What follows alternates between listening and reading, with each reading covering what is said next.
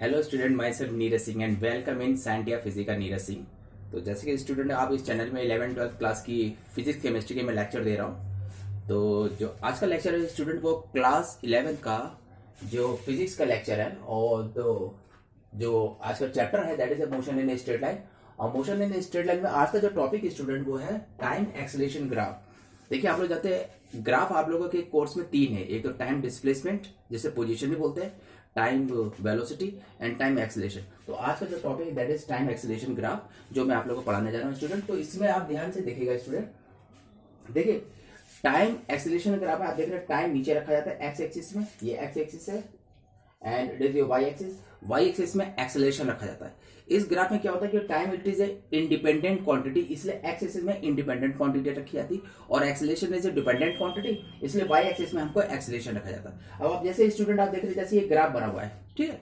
तो ये जो ग्राफ है it is A time acceleration graph. इसी ग्राफ को बोलते हैं, ये यहाँ से ये पॉइंट देखते हैं ना, जैसे ये पॉइंट मान ए है, it is a point B. तो ये हमारा जो ग्राफ है ये हमारा ग्राफ टाइम एक्सेलरेशन ग्राफ है। तो इसमें जो एक्स एक्सिस और टाइम जो ग्राफ है इसके बीच में जो हमारा एरिया मिलता है, देखिए मैंने एरिया शेडेड करके दिखाया है। ये जो एरिया होता है it is A velocity change in velocity निकालता है, यानी कि टाइम एक्सेलरेशन ग्राफ से आप लोग जो एरिया होता है एरिया से आप लोग चेंज इन वेलोसिटी आप लोग फाइंड आउट कर सकते हैं। तो यह the time acceleration graph is area equal to the velocity change हम लोग फाइंड आउट कर सकते हैं। अब जैसे कि स्टूडेंट आप जान सकते हैं, यानी कि अब आप समझ सकते हैं जैसे यहाँ पे T1 T2 टाइम है और ये आपका एक्सेलरेशन हो गया।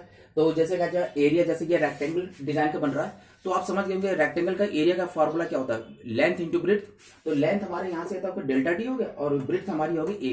तो ये डेल्टा बी बराबर ए इंटू T2 माइनस T1 यानी कि डेल्टा टी के बराबर, यानी कि एक्सेलरेशन और चेंज इन टाइम, क्या बोला हमने, चेंज इन टाइम यानी टाइम इंटरवल का जो प्रोडक्ट होता है that is equal to the change in velocity, यानी कि वेलोसिटी चेंज के बराबर होता है, ठीक है। यानी velocity change is equal to the product of acceleration and the time interval. देखिए टाइम इंटरवल डेल्टा टी माने टाइम इंटरवल हो गया। तो डेल्टा भी चेंज इन वेलोसिटी ए बराबर कांस्टेंट एक्सेलरेशन या यूनिफॉर्म एक्सेलरेशन। अगर ये ग्राफ हमारा हॉरिजॉन्टल है तो ये यूनिफॉर्म या कांस्टेंट एक्सेलरेशन है, और ये understood delta T that is time interval, ठीक है स्टूडेंट। अब स्टूडेंट टाइम एक्सेलरेशन ग्राफ भी 3 तरह का हो सकता है, फर्स्ट सेकंड थर्ड हमने बताया। देखिए अगर ग्राफ बिल्कुल हॉरिजॉन्टल है, आप देख रहे हैं ग्राफ बिल्कुल हॉरिजॉन्टल है तो इसमें एक्सेलरेशन यूनिफॉर्म है, एक्सेलरेशन क्या है बिल्कुल यूनिफॉर्म है। और इस केस में क्या स्लोप हमारा 0 है, तो हमारा 0 स्लोप यानी थीटा इसमें 0 डिग्री।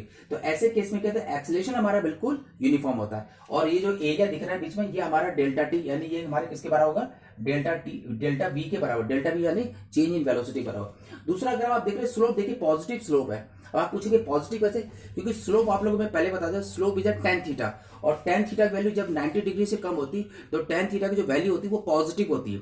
अब टेन थीटा की वैल्यू अगर पॉजिटिव यानी टेन थीटा जो स्लोप, तो ये स्लोप हमारा जो है पॉजिटिव है, आपको दिख रहा है यहाँ पे, ठीक है, क्योंकि theta is less than 90 degree. और ऐसे केस में ए T1 टाइम, ये देखिए दिख रहा है T1 टाइम, ये T2 टाइम में ए बी 2 पॉइंट है, इनके बीच में जो हमारा जो टोटल एरिया बनेगा, जैसे ये ट्रेपेजियम दिख रहा है तो इसका जो एरिया होगा वो डेल्टा भी यानी चेंज इन वेलोसिटी के बराबर होगा।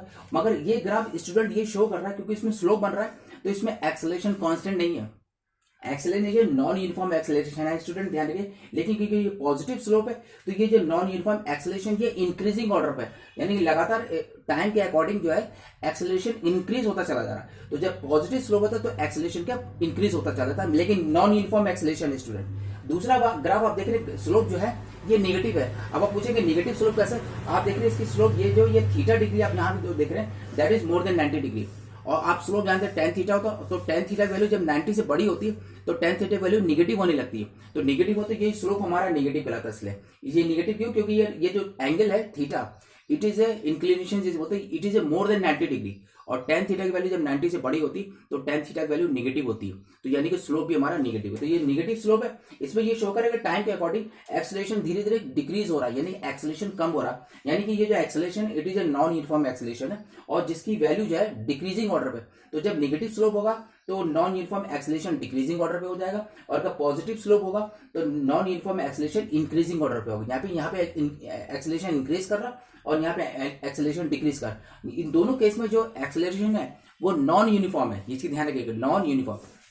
लेकिन जो पहले वाला ग्राफ है इसमें एक्सेलरेशन हमारा यूनिफॉर्म है, क्योंकि इसमें स्लोप 0 है, 0 होने के कारण इसमें टेन थीटा वैल्यू 0 है, और ऐसे केस में एक्सेलरेशन हमारा यूनिफॉर्म बना रहता है। तो आई थिंक स्टूडेंट आपको मेरा ये लेक्चर अच्छा लगा होगा। तो इसको सब्सक्राइब कर दीजिएगा एंड नोटिफिकेशन के लिए बेल आइकन दबा दीजिएगा और लाइक जरूर कर दीजिएगा स्टूडेंट। और हाँ स्टूडेंट, अगर आप लोग को कोई भी क्यूरियोसिटी तो मेरे कमेंट बॉक्स मेरा कॉन्टैक्ट नंबर भी है, आप लोग मुझसे कॉन्टैक्ट भी कर सकते हैं। और जो स्टूडेंट 11-12 के जो फिजिक्स केमिस्ट्री पढ़ना चाहते हैं वो मुझसे कॉन्टैक्ट कर सकते हैं, मेरा कॉन्टैक्ट नंबर इसमें गिवन है, ठीक है स्टूडेंट। तो स्टूडेंट मेरे ये जो सारे जो नोट्स हैं इसको शॉर्टकट में आप लोग लिख जरूर लीजिएगा। आप लोगों की जो नोट्स कॉपी है उसे बिल्कुल ऐसे शॉर्टकट में ये पूरे नोट्स आप लोग कंप्लीट करते रहे। ऐसे फिजिक्स और केमिस्ट्री दोनों का मैं 11-12 का मैं दे रहा हूँ, ठीक है स्टूडेंट। Okay, bye bye.